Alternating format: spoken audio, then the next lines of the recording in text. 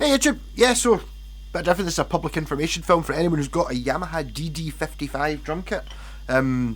These things are pretty cool. I've got it currently plugged into a guitar amp, so it's sounding rubbish, but at least you can hear what it's doing. Just imagine it coming through either its own speakers, because the mic's there. Yeah, so I've just fixed this. It was the switch in the front. I had to take the switch to bit and fix it, put it back together again for my pal. And I said, "Oh, do you have the pedals? Does the pedals really make it?" She said, "Oh, I didn't know it came with pedals." So you need the pedals. So this didn't have the pedals. I used to have one of these years ago. I did my whole solo album with it. So you've got like a hi-hat pedal and a kick drum.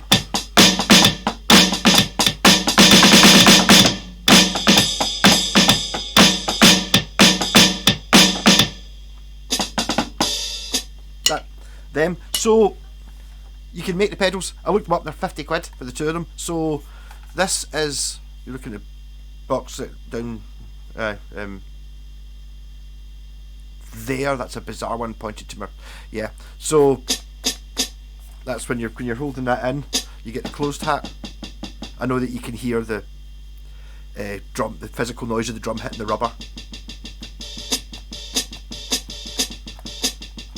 Yep, so that's just a momentary on-off switch, 2-terminal, and I used one of these leads, which I don't know if anyone's ever bought a Harley Benton or anything. You get El Shito guitar lead, which really is okay for seeing if the guitar works. That's it.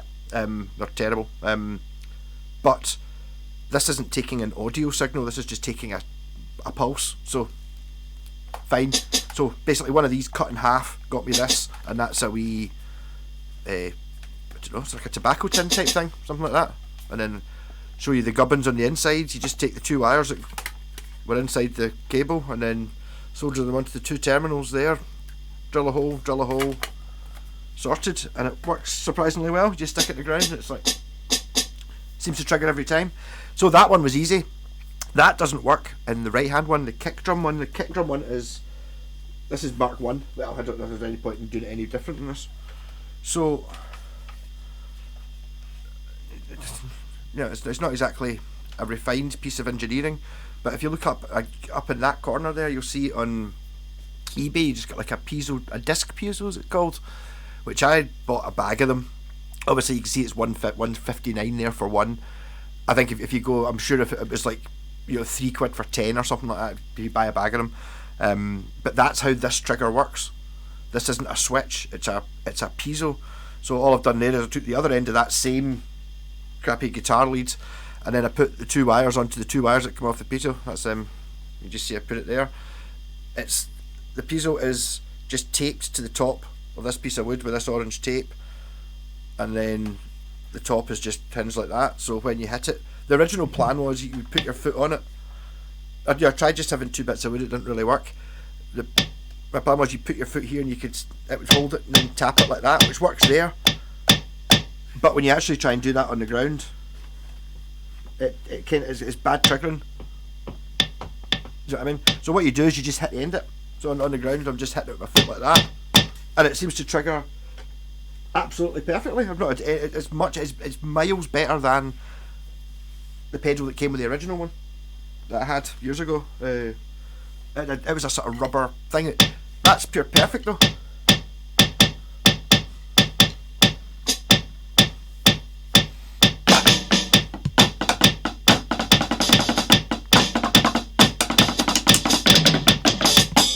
I don't play the drums.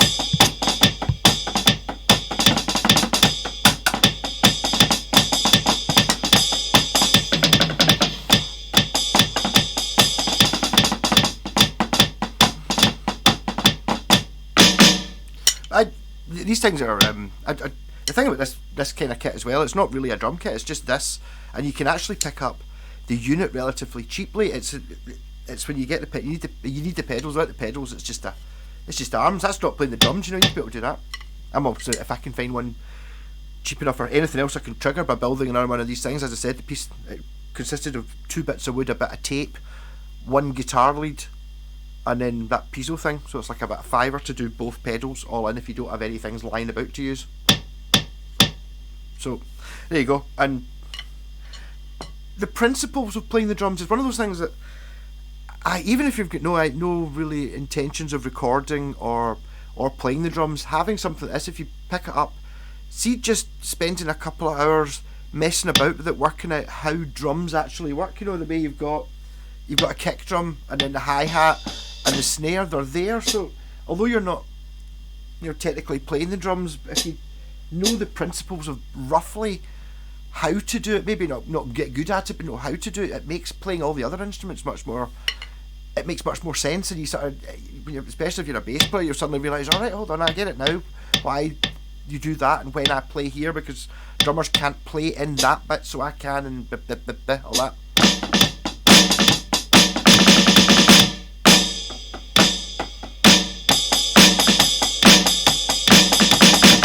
I've only got that one beat, I don't know what it's called.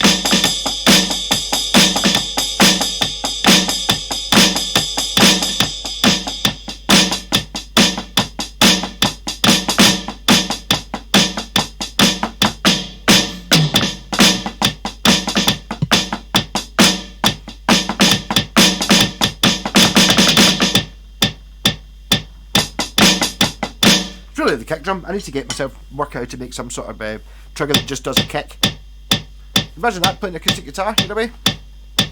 For being such a simple thing. So there you go. Parts list, 2 pieces of wood, about that long, one of those piezos, some duct tape might work as well as that tape I've got, and then one of these switches are momentary on-ons. I don't think these were a pound each, and then just stick them into something that you can put on the floor and tap. Actually works alright. Yep. Rock on.